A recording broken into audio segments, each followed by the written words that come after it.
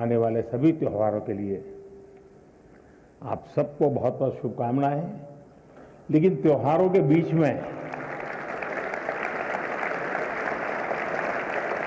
Exam भी होती है और इसलिए त्योहारों का मजा नहीं ले पाते हैं। लेकिन अगर एग्जाम को ही त्योहार बना दें तो फिर वो त्योहार में कई रंग भर जाते हैं। और इसलिए आज का हमारा कार्यक्रम हम हमारे एग्जाम्स में त्योहार का वातावरण कैसे बनाएं, उसको रंगों से कैसे भर दें, उमंग उत्साह के साथ हम परीक्षा के लिए कैसे प्रस्थान करें, इन्हीं बातों को लेकर के हम चर्चा करेंगे। कई साथियों ने बहुत सारे सवाल मुझे भेजे भी हैं। कुछ लोगों ने मुझे ऑडियो मैसेज भी भेजा है, कुछ लोगों ने वीडियो मैसेज भेजा है। मीडिया के साथियों ने भी स्थान स्थान पर विद्यार्थियों से बातें करके कई सवाल निकाले हैं। लेकिन समय सीमा में जितना कर सकता हूं उतना जरूर करूंगा। लेकिन मैं इस बार एक नया साहस करने वाला हूं। बस क्योंकि पिछले 5 बार का अनुभव है कि बाद में कुछ लोगों की शिकायत रहती है कि मेरी बात रह गई, मेरी बात नहीं आई वगैरह। तो मैं एक काम करूंगा इस बार कि आज जितना हो सकता है समय की सीमा में हम बातें करेंगे। लेकिन बाद में आपके जो सवाल है उसको मैं अगर समय मिला तो वीडियो के माध्यम से, कभी प्रवास करते समय मेरे पास मौका होगा तो ऑडियो के माध्यम से, या तो फिर रिटन टेक्स्ट के रूप में मैं नमो ऐप पर सारे चर्चा को फिर से एक बार आपके सामने जो चीजें यहां छूट गई हैं उसको रखूंगा, ताकि आप नमो ऐप पर जाकर के, और उसमें भी इस बार एक नया प्रयोग किया है, माइक्रो साइट बनाई है, तो वहां पर भी जाकर के आप इसका लाभ उठा सकते हैं। तो आइए हम कार्यक्रम प्रारंभ करते हैं। सबसे पहले कौन है? Thank you honourable prime minister sir. माननीय प्रधानमंत्री जी, आपका प्रेरक एवं ज्ञानवर्धक उद्बोधन सदैव हमें सकारात्मक ऊर्जा एवं विश्वास से भर देता है। आपके बृहद अनुभव एवं ज्ञानपूर्ण मार्गदर्शन की हम सब उत्सुकता से प्रतीक्षा कर रहे हैं। माननीय, आपके आशीर्वाद एवं अनुमति से हम इस कार्यक्रम का शुभारंभ करना चाहते हैं। धन्यवाद मान्यवर।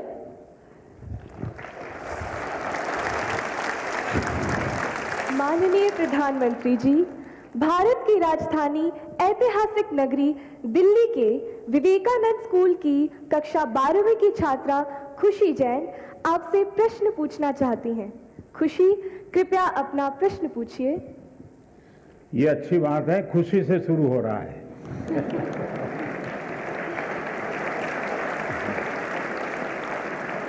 और हम भी चाहते हैं कि परीक्षा पूरी होने तक खुशी ही खुशी रहे। माननीय प्रधानमंत्री महोदय, नमस्कार। मेरा नाम खुशी जैन है। मैं कक्षा 12वीं विवेकानंद स्कूल आनंद विहार दिल्ली की छात्रा हूँ। मान्यवर, मेरा प्रश्न है, जब हम घबराहट की स्थिति में होते हैं तो परीक्षा के समय हम तैयारी कैसे करें? धन्यवाद। धन्यवाद खुशी। मान्यवर, साहित्यिक परंपरा के परिप्रेक्ष्य में अत्यंत समृद्ध प्रदेश छत्तीसगढ़ के बिलासपुर के कक्षा 12वीं के छात्र ए श्रीधर शर्मा कुछ इसी तरह की समस्या से जूझ रहे हैं। वह उत्सुक है प्रधानमंत्री जी के समक्ष अपनी बात रखने को। श्रीधर, कृपया अपना प्रश्न पूछिए। नमस्कार माननीय प्रधानमंत्री महोदय, मैं ए श्रीधर शर्मा दक्षिण पूर्व मध्य रेलवे उच्चतर माध्यमिक विद्यालय नंबर 1 बिलासपुर छत्तीसगढ़ के कक्षा 12वीं आर्ट्स का छात्र हूँ। महोदय, मेरे प्रश्न कुछ इस प्रकार हैं। मैं परीक्षा संबंधी तनाव से कैसे निपटूं? अगर मेरे अंक अच्छे नहीं आए तो क्या होगा? अगर मुझे अपेक्षित अंक प्राप्त नहीं हुए तो क्या होगा? और अंततः अगर मेरे ग्रेड अच्छे नहीं आए तो मैं अपने परिवार की निराशा से कैसे निपटूं? धन्यवाद Shridhar. From the land where the Sabarmati Sant Mahatma Gandhi ji started his Satyagraha movement, I invite Kenny Patel, a class 10 student of Vadodara, who earnestly seeks your guidance on similar challenges faced by her. Kenny, please ask your question. Greeting Prime Minister sir. My name is Kenny Patel. I am from Treehouse High School, Vadodara, Gujarat, from class 10th. My question is how to overcome the stress of completing the whole syllabus with a proper revision to enhance our marks and result, and how to take proper sleep and rest during the examination time. Thank you, sir. Thank you, Kenny. माननीय प्रधानमंत्री जी, खुशी, श्रीधर शर्मा तथा केनी पटेल परीक्षा के तनाव से व्यथित हैं। उन्हीं की तरह देश भर से अनेक विद्यार्थियों ने एग्जाम स्ट्रेस से संबंधित प्रश्न पूछे हैं। परीक्षा के तनाव से लगभग सभी विद्यार्थी प्रभावित होते हैं और आपके मार्गदर्शन के अभिलाषी हैं। माननीय प्रधानमंत्री जी, एक साथ आप लोगों ने इतना सवाल पूछ लिए हैं कि ऐसा लग रहा है कि मुझे ही पैनिक से गुजरना पड़ेगा। देखिए, आपके मन में भय क्यों होता है, ये प्रश्न मेरे मन में है। क्या आप पहली बार एग्जाम देने जा रहे हैं? क्या आप में से कोई नहीं है जो पहली बार एग्जाम देने जा रहा है? मतलब कि आपने बहुत सारी एग्जाम दे चुके हैं और अब तो आप प्रकार से एग्जाम के इस दौर से आखिरी छोर की तरफ पहुंच चुके हैं। इतना बड़ा समंदर पार करने के बाद किनारे पर डूबने का डर, ये तो दिमाग में बैठता नहीं है। तो पहली बात है कि आप मन में एक बार तय कर लीजिए कि परीक्षा जीवन का एक सहज हिस्सा है।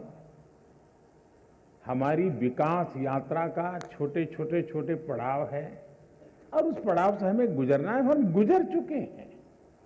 जब इतनी बार हम एग्जाम दे चुके हैं, एग्जाम देते एक प्रकार से हम एग्जाम प्रूफ हो गए हैं। और जब ये विश्वास पैदा हो जाता है तो ये नहीं, आने वाली किसी भी एग्जाम के लिए ये अनुभव अपने आप में आपकी ताकत बन जाते हैं। इसे, आपके इन अनुभव को, जिस प्रक्रिया से आप गुजरे हैं, उसको आप कतई छोटा मत मानिए। दूसरा, ये आपके मन में जो पैनिक होता है, क्या ये तो नहीं है कि प्रिपेयर्डनेस में कमी है?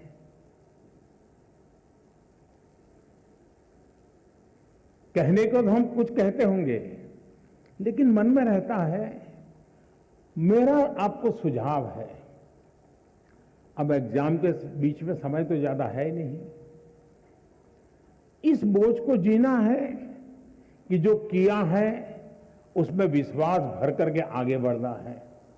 हो सकता है एक दो चीजें छूट गई होगी, एक आध चीज में थोड़ी जितनी मेहनत चाहिए नहीं हुई होगी, उसमें क्या है, लेकिन जो हुआ है उसमें मेरा आत्मविश्वास भरपूर है, तो वो बाकी चीजों में भी वो ओवरकम कर जाता है। और इसलिए मेरा आपसे आग्रह है कि आप इस प्रेशर में मत रहिए, पैनिक क्रिएट हो ऐसा वातावरण को पनपने ही मत दीजिए।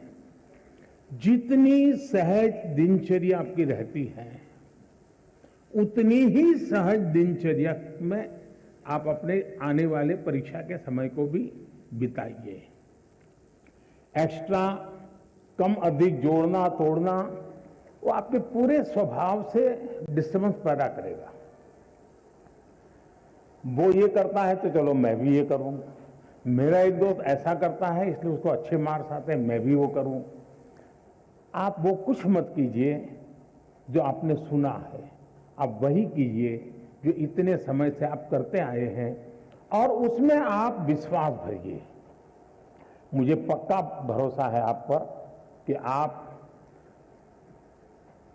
बहुत सरलता से, उमंग से, उत्साह से एक फेस्टिवल मूड में एग्जाम दे पाएंगे और सफल होकर रहेंगे।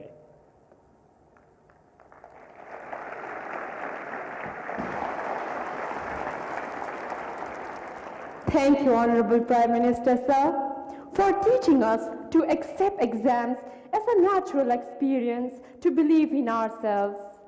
Honorable Prime Minister, sir, the next question comes from Mysuru in Karnataka, renowned for its heritage destinations and national parks. Tarun MB, who is a class 11 student here, seeks a solution to his problem. Tarun, may we have your question, please? Good morning, sir. I am Tarun MB, studying in class 11th at Jawahar Navodaya Vidyalaya, Mysuru, Karnataka.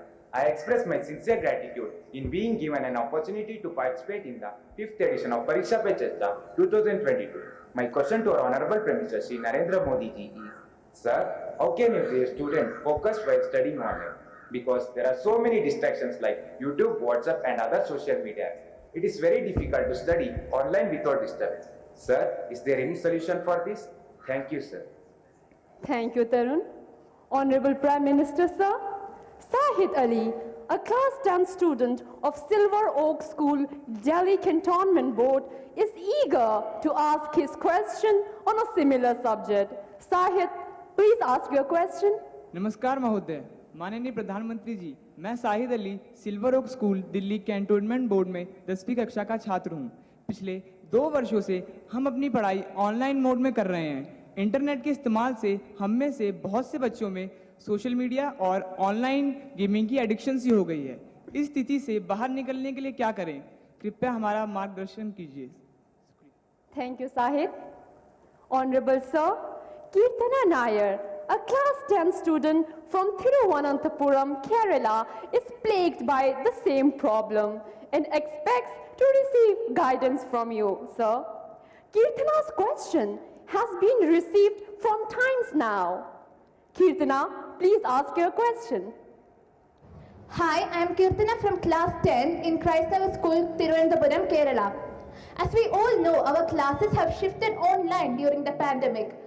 There is so much distraction in our homes in the form of mobile, social media, etc. Sir, so my question is, how can we improve the learning through online classes?